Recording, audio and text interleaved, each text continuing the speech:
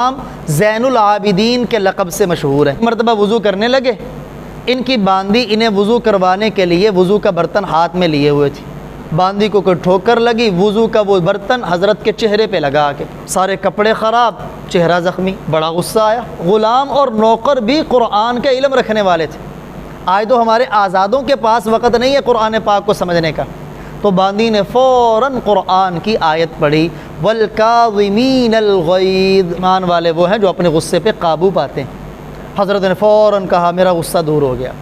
फिर उसने आगे वाले अल्फाज पढ़े, वल आफ़ीना अनिन नास, सिर्फ वो गुस्से पे काबू नहीं पाते, वो अपने सामने वाले को मुआफ़ भी कर देते। हज़रत ने फरमाया जाओ मैंने तुम्हें मुआफ़ कर दिया।